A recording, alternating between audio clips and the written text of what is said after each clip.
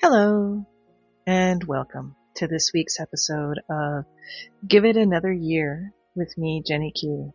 This is my podcast diary and a space I create to share and to think and to bring some positive energy into the world of the cyber world. Today's episode is a reflection and a commentary on a piece of art I've created this week. And that was actually my intention last week, was to create something, because I haven't created in a long time. And so that's what today's about.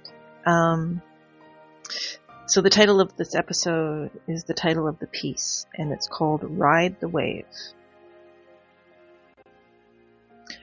Before we get into the meat of this episode this week, I do want to remind everyone that this is a podcast diary, so it is just me sharing my thoughts, kind of thing.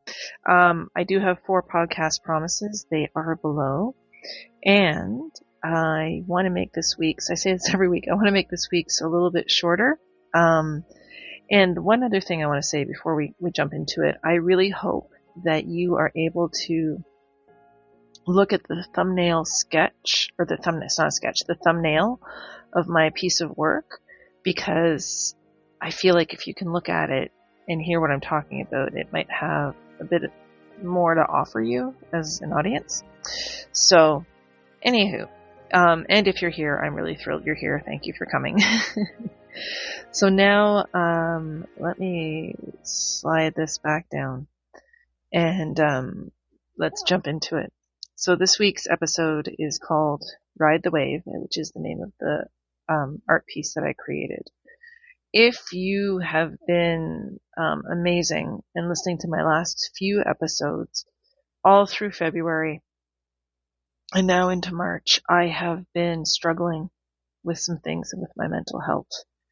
And I'm working with a counselor. And this is pertinent to today, so just hang on with me, okay?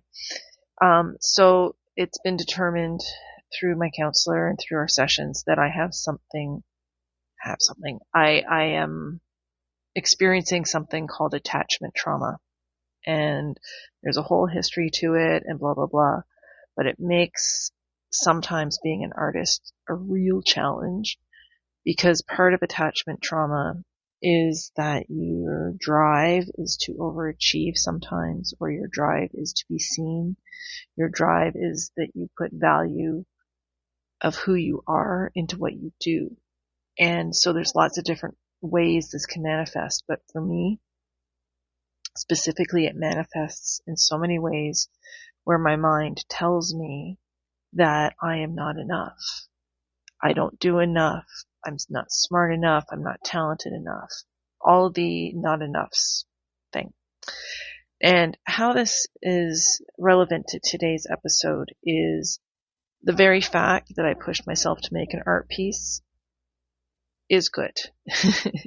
That's one way of riding the wave. And before I get too far into it, I actually did research the phrase ride the wave. And I've looked up various things. And ultimately it comes down to the idea that you're going to take advantage of a trend or a situation to achieve success. It's about momentum. It's about emotional resilience. You're going to ride the wave. Other phrases that get connected to it are things like go with the flow or jump on the bandwagon, that kind of thing, right? Now, specifically in reference to attachment trauma, what riding the wave is things like me doing my art, or me working out, or me putting myself out there to lead a workshop, or any of those other things, because they're real and they're tangible and they mean something, right? They're my proof that I am valuable. But the catch-22 is I'm valuable because of those things. So it's an interesting thing. And if you know about attachment trauma, or you've experienced it, you understand what I'm saying. So I don't want to make this a big, heady, big, deep discussion, and it's about me, but not really. The reason I wanted to discuss this is because if you look at the image of my cover for this week, that is that is something I created. And as I was creating it, and as I looked at it when I was completely finished with it, I'm like, it's not good enough. It's in my head. I kept comparing it to other art I'd seen, other alcohol ink artists that I follow online and that. But by doing these things, even though it's hard for me sometimes, what it's doing is it's repatterning my nervous system. It's building in me like a capacity to feel discomfort, without feeling overwhelmed. It's allowing me to interrupt old patterns of thought and old patterns of experience of things. So riding the wave for me is doing the art. Now here's where I wanted to discuss today's episode, is AI. That intelligence, that all these new things that are coming out, all of these different art things you can do, and like anyone can do it, right? Like they can create incredible videos, they can make music. A friend of mine is an amazing lyricist. He writes beautiful songs. And he put his song and his photo and his girlfriend's photo in, and it made a music video at no cost to him, right? Incredible. I mean, as he says, and I'm quoting him, he says it's a bit of a cheesy video, but it's a video and it looks fun and it looks great. And so when I put my cover together for my podcast tonight, I used AI as well. I went into Canva and I had Canva extend my art piece longer because I didn't want to put the title of my thumbnail over my actual artwork. But by extending it, it gave a continuity and allowed me to use that space. But then I have a struggle with it because I look at it, I'm like, that's not really me. That's a computer doing that. That's artificial intelligence. And so I have this thing in my brain that turns and it's like, but that's not good enough. That's not you. It's not your actual art. If people like this, it's because it's AI, not because it's yours. And I'm not really meaning to make this about me, but it's the only way I know how to express this thing that's in my head. And then I think, well, others use it. And then there's a part of my brain that says you're missing the point. You need to explore AI because you need to ride that wave. I've been very resistant to exploring AI when creating art because I feel like it's not mine then, and I feel like it's artificial, I guess. And then I question whether I have any value or if I'm worthy, and that's connected to my attachment trauma because there's lots of people who do use it and they don't worry about it. They just look at it and it's like a creative tool. I'm using this. I'm learning this. I mean, and it's been around a long time, right? There's Photoshop and PixArt and Canva, and there's all sorts of different forms of AI, and I use that. But the technology is advancing so fast and there's so many skills, and it's really got me exploring in my head, like, should I be using AI? I don't know. Anyway, just all around, like, this isn't meant to be a heavy episode or anything. It was just something where I was struggling with the piece when I created it before I applied AI. And then I shared it in a group online, in my Facebook group, not my Facebook group, in a group I'm in. And I shared it with other artists, and I got lots of positive responses. I got lots of thumbs ups. I got lots of comments, like almost 10 comments of people saying, that's really nice. I like that. That's great. And they gave specifics. And so that got my brain thinking. And then it's just, if you're an artist, you know what I'm maybe exploring and contemplating and why I wanted to share this. I don't have the answers, but I do have a question. that I will share with you, as I do with every episode, and then we'll wrap up. So basically, why I shared everything I did is because of the idea of Ride the Wave. When I finished the piece, that was the immediate title that came to my brain.